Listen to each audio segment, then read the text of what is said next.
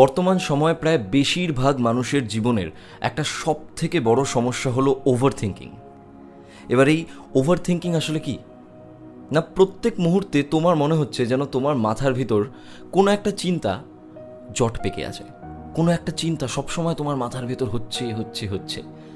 একটা চিন্তা চলে গেল তো আরেকটা চিন্তা হঠাৎ করে মাথার ভিতর ঢুকে যাচ্ছে। কখনো কখনো এমন হয় যে রাত্রিবেলা ঘুমোতে যাওয়ার আগে তুমি কিছু একটা ভাবতে ভাবতে ঘুমোচ্ছ, যেটা তোমার ভাবার কোনো প্রয়োজনই নেই, যেটা তুমি ভাবছো। সকালবেলা ঘুম থেকে উঠে আবার সেই একটা ভাবনার মধ্যেই তুমি জড়িয়ে যাচ্ছ, এবং যার জন্য অনেক ক্ষেত্রে মনে হয় যে নিজেকে খুব টায়ার্ড ফিল হচ্ছে, মাথার ভিতরে একটা খুব টায়ার্ড ব্যাপার ফিল হচ্ছে, মানে মাথা কখনো শান্ত থাকছে না, every time there is something. আজকের এই ভিডিওতে আমি 3টে এমন পয়েন্ট বলবো, যেই 3টে পয়েন্টকে যদি ঠিকভাবে বুঝতে পারো এবং এই 3টে পয়েন্টকে যদি সঠিকভাবে কাজে লাগাতে পারো, তাহলে এই ওভার থিঙ্কিংয়ের সমস্যা চলে যাবে। এবং আমি আমার নিজের ব্যক্তিগত জীবনে এই 3টে পয়েন্টকে কাজে লাগিয়ে এই সমস্যাকে ওভারকাম করেছি। ফার্স্ট পয়েন্ট, একদম বেসিক লেভেল 1। লাস্ট ক্লাসে আমি আমার ইনস্টিটিউটে আমার 100 জন ছাত্রছাত্রীকে জিজ্ঞাসা করেছিলাম যে তোমাদের কাদের কাদের ওভার থিঙ্কিংয়ের সমস্যা আছে। তো তাদের মধ্যে থেকে 90 জন হাত তুলেছিল, তারাই প্রবলেমটা ফেস করছে। এবং এই মুহূর্তে দাঁড়িয়ে আমি যদি তোমাদেরকে জিজ্ঞাসা করি এবং বলি যে কমেন্ট করে জানাও কার কার এই সমস্যাটা আছে, তাহলে যত লাখ লোক তোমরা এটা দেখবে, তার মধ্যে দেখবে হয়তো 70 to 90% লোকও লিখতে পারে যে হ্যাঁ, আমি এই প্রবলেমটা ফেস করছি, আমি খুব ভাবছি, ওভার থিঙ্কিং আছে আমার। তার মানে একটা জিনিস এখান থেকে আমরা বলতে পারি যে যেই জিনিসটা প্রত্যেকটা মানুষের সাথে হচ্ছে, শুধু তোমার একার সাথে নয়, তোমার আশেপাশে প্রত্যেকটা মানুষের সাথে হচ্ছে, সেটাকে আমি ন্যাচারাল বলতে পারি, সেটাকে আমি কমন বলতে পারি তো। ধরো একজন 90 বছরের বৃদ্ধ বা বৃদ্ধা, তার দাঁত পড়ে যাবে, এটা আনন্যাচারাল কি আছে? This is natural. 90 বছর বয়সে গিয়ে একজন মানুষের দাঁত পড়ে যাবে, ন্যাচারাল। কিন্তু যদি একজন 21 বছর বয়সী ছেলে মেয়ের যদি সব দাঁত পড়ে যায়, তাহলে সেটাকে আমি ন্যাচারাল বলবো না, ওটা কিন্তু আনন্যাচারাল।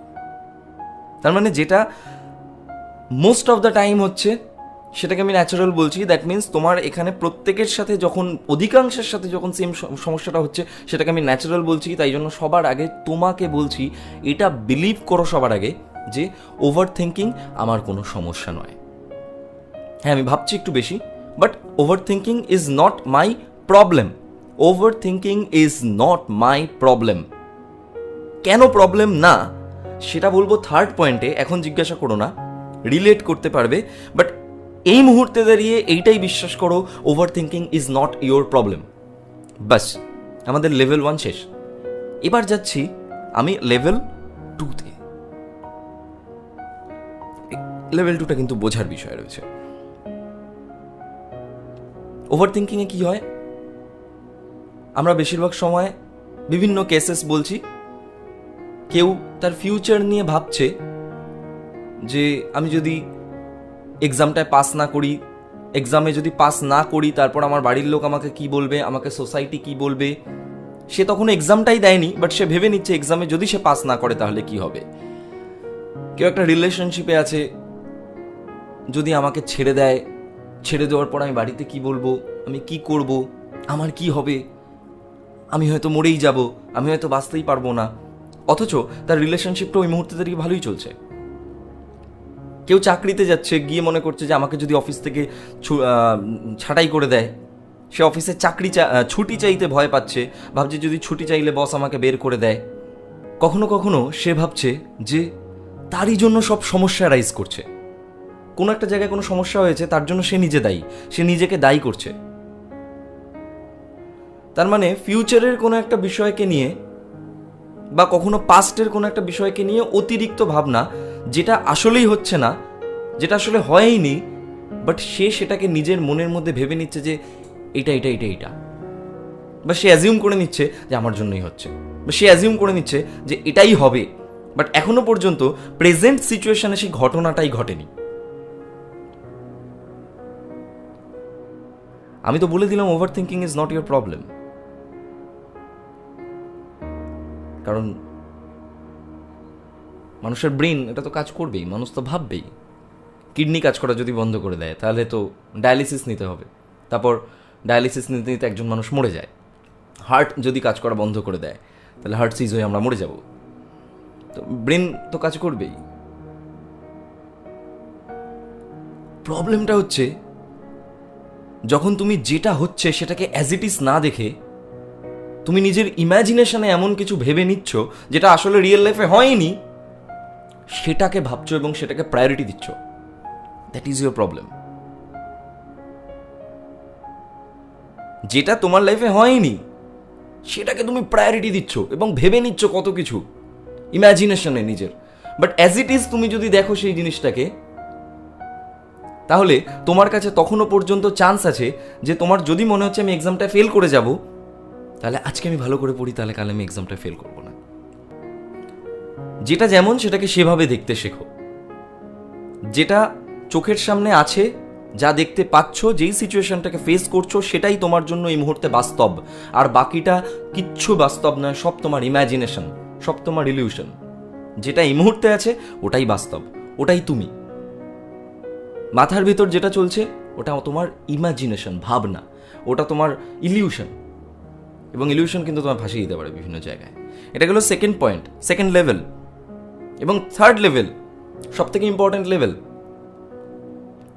হাত থেকে রক্ত বেরোচ্ছে। কেন বেরোচ্ছে? রক্ত বেরোনোটা কি কারণ? নো, রক্ত বেরোনোটা হচ্ছে এফেক্ট। কারণ কি? বোধহয় কেটে গেছিল, বোধহয় ভেঙে গেছিল। বুঝতে পারছ? কজ আর এফেক্ট। রক্ত বেরোচ্ছে এটা এফেক্ট, কজ হচ্ছে অন্য কিছু, কেটে গেছিল। ওভার থিঙ্কিং হচ্ছে এফেক্ট, কজ অন্য কিছু। তুমি যে ভাবছো এটা হচ্ছে এফেক্ট, কেন ভাবছো সেটার কারণ অন্য কিছু।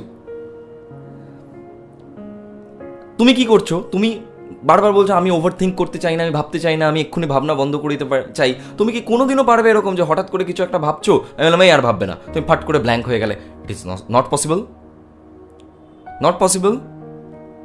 তো তুমি যেটা ভাবছো এই মুহূর্তে দাঁড়িয়ে,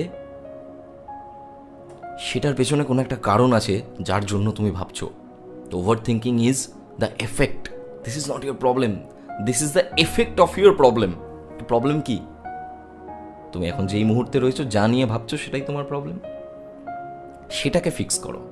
তোমার প্রবলেমটাকে যদি তুমি ফিক্স করো তাহলে ওভার থিঙ্কিং এমনি সেরে যাবে, রাইট? যেমন তোমার জ্বর হলে তুমি প্যারাসিটামল খাচ্ছ, ম্যালেরিয়া হলে কি তুমি প্যারাসিটামল খেলে সেরে যাবে? যাবে না। জ্বর তো প্রত্যেকটা রোগের একদম মানে বেসিক সাইন। যে কোনো রোগ হলো তার আগে তোমার জ্বর আসবে, গা গরম হয়ে যাবে, তার জন্য সবসময় প্যারাসিটামল খেলে হবে না। ডক্টর দেখিয়ে জানতে হবে যে আমার রোগটা কি হয়েছে। জ্বর হচ্ছে এফেক্ট, কজ অন্য কিছু। তো ওভার থিঙ্কিং এফেক্ট, বারবার বলে দিচ্ছি, কজ কিন্তু অন্য কিছু। মাথায় রাখো এটা, ওকে? প্রবলেম খুঁজে বের করো, প্রবলেমটাকে ফিক্স করো, ওভার থিঙ্কিং এমনি চলে যাবে, কারণ ওটা এফেক্ট, এটা প্রবলেম নয়। তুমি যদি ওভার থিঙ্কিংকে ফিক্স করার জন্য দৌড়াও সবসময়, তাহলে কোনোদিনও পারবে না, কোনোদিনও এই প্রবলেম থেকে বেরোতে পারবে না। তো এই 3টে পয়েন্ট ছিল আজকে। ভিডিওটা লাইক করে দাও।